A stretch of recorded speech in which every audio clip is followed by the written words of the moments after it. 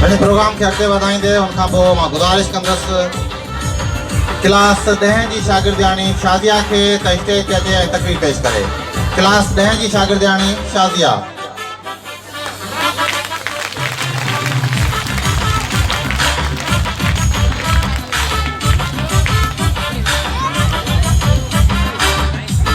मोह कढनि था मौत जहिड़ा मसइला, मोह ॾियनि था ज़िंदगीअ जा हौसला, फ़ैसिला क़िस्मत असांजा छा कंदी, पाण ई पंहिंजा कंदासीं फ़ैसिला।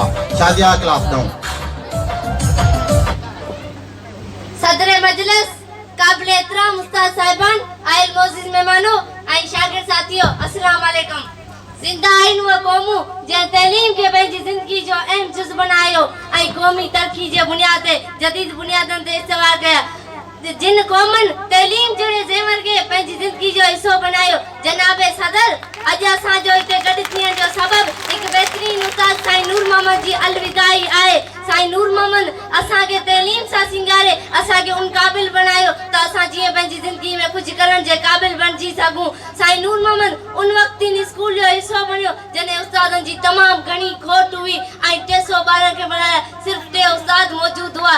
साईं नूर मोहम्मद उन वक़्तु इन स्कूल में शामिल थी पंहिंजी ईमानदारी, फर्ज़ शनासी ऐं क़ाबिलियत सां हिन स्कूल जो बहितरीन उस्ताद बणिजी वियो। अॼु साईं नूर मोहम्मद पंहिंजी जमात जा 60 साल पूरा करे हिन स्कूल मां ऐं तइलीम खाते मां रिटायर थी रहियो आहे।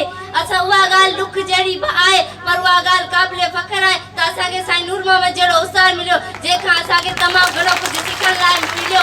ऐं इहो दुआ कंदसि त साईं खे दिघी ऐं सेहतमंद ज़िंदगी माणे ऐं ही बैत चई ऐं पंहिंजी जॻह वठंदी। मूं ॾात अनोखी आंधी थी तंद विड़े तलवारनि सां, मूं ॾात अनोखी आंधी थी तंद विड़े तलवारनि सां, तो टकराया जॾहिं गीत पंहिंजा ऐं सदे दीवारनि सां, था भारी तुंहिंजा बुर्जुल ॾन तूं हीनो हथियारनि सां, हा मां ॾोही हा मूंखे ई ॾो।